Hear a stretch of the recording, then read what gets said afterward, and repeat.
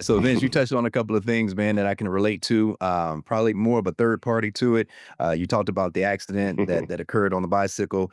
Man, you're taking me back decades now to growing up in San Antonio, Texas, and coming out of Fort Smith, Arkansas. My parents were military.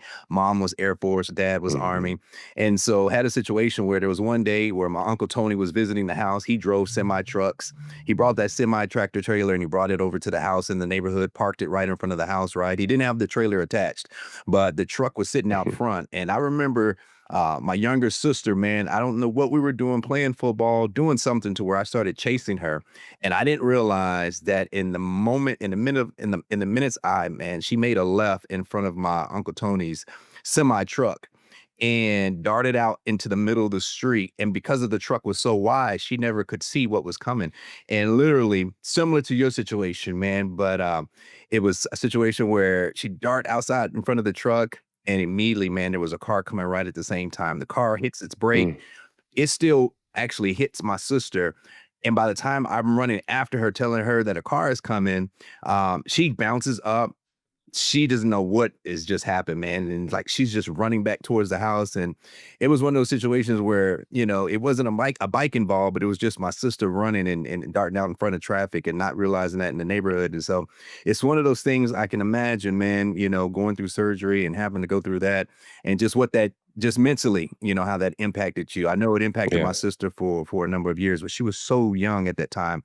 And it was something special. And then the second thing you touched on, of course, is the multiple positions that you played until you got to running back. I'm curious to know, how long did you last at running back? What was that feel? What was it about the running back position? I used to love 28, 29 sweep. That was one of my favorite plays because I had that speed. So as soon as I catch it, it's all about getting to that corner before everybody else.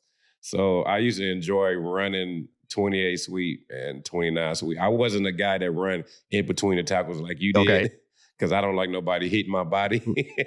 So definitely, So I always used to tell coach, yeah, exactly. Let me run on the outside because I can get down or get out of yeah. bounds.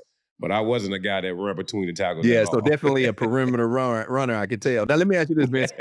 I've seen that stride over the years, and especially, during that time when you were getting ready to come out to University of Texas, there was obviously some special games that you played in throughout your career. That stride is something that I've always remembered, man. So when you were younger, did you still have that long stride to be able to escape tacklers and to make that distance around the edge? Oh yeah, definitely. That running back definitely taught me some things running, how to run off tackles, but how to cut off this, cut off that, the Texas two-step, like those days definitely helped me out. It started out at running back position and it stayed with me at the quarterback position, which a lot of people like, dude, how did you make that move? I'm like, I did play running back. So I learned a lot of things, doing the drills that we used to do, individual drills at the running back position. And it just transferred with me to the quarterback position as well. So I enjoy Yeah, that. Mark, I only had a few moments in time in my career wherever I had a chance to, I've had the ball handed off to me a number of years, but never had that responsibility to throw the ball. Of course, when I get to Kansas City, Yeah. there's a couple of times they call on me to throw this halfback pass. Oh man, that thing still haunts me to this day. I think we were in San Diego, man. The ball was tossed to me, and I'm thinking like I'd rather just run this ball. Even if I get 2 or 3 yards, I'd rather run it. But it's one of those downs where you no matter what, you got to launch the ball.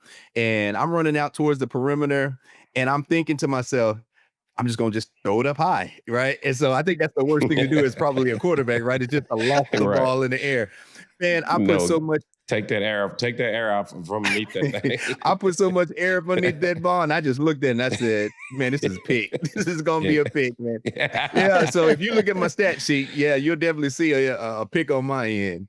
An interception Yeah, on absolutely. it. I ain't had no Yeah, business throwing that I'm not gonna ball. pull. I'm not gonna pull up your quarterback rating right now, Priest. We'll let that rest. We'll let that rest easy. Yes. That's funny. Now, Vince, you mentioned you played all these sports, multifaceted. Basketball, baseball, football. How did you land on football? And was it hard to make that decision? Like, from what I gather, you were a pretty damn good basketball player too, right? So ultimately, Yeah, it was tough. what made you make that decision? Well, it was tough. I mean, at the time, my high school coach, me and him was bumping heads, and we just didn't get along at all. So most of the time, I didn't play my high school. I didn't play my senior year. So I really felt like I was more focused on football because, you know, I had bumped heads with my basketball coach, and it was like, you know, I didn't really want to play no more. I was like playing pickup games and playing outside of it. But I didn't like the guy so much. I didn't want to play for him.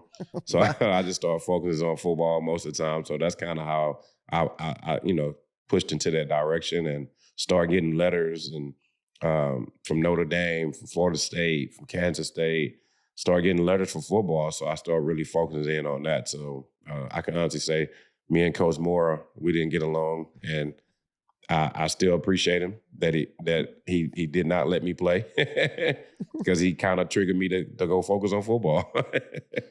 It's funny. If you could right now, if I passed you the ball, would you dunk on him? Would you posterize him? Just to Coach get that Mora? out of this. Yeah. Would you posterize him just one time?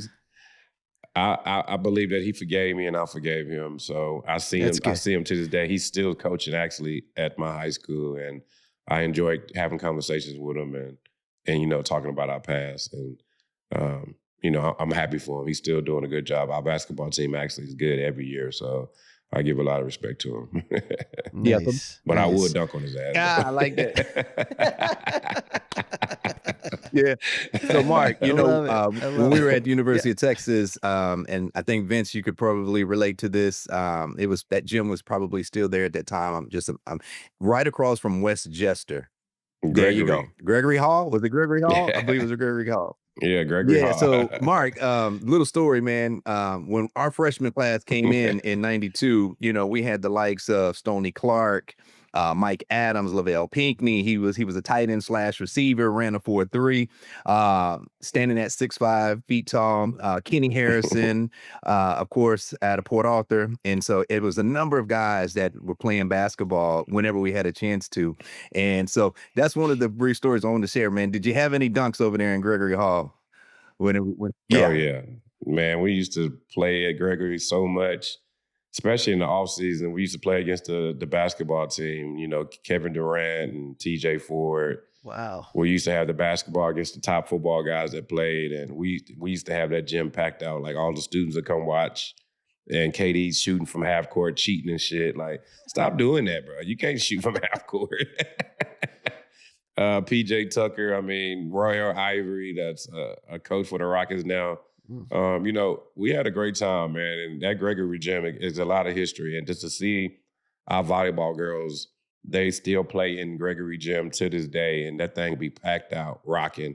And as you know, we took a loss the other day, but our volleyball team has been kicking butt for a long time. And it all started right there in that Gregory gym, like you talking about. Oh, yeah. Yeah. Now that Gregory gym, I'm pretty sure it's probably got a Chick-fil-A. It probably got a Smoothie King. Swimming pool now, Chick-fil-A.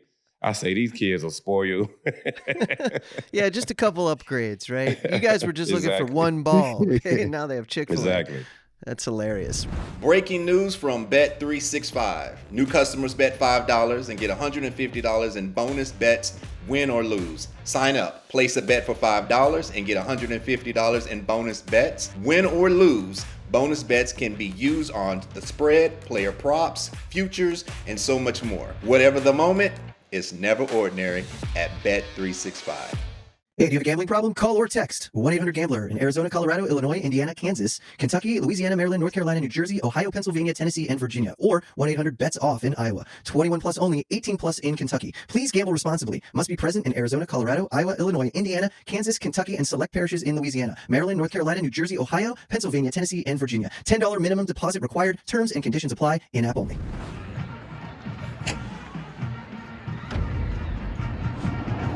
This has been a Playmaker production.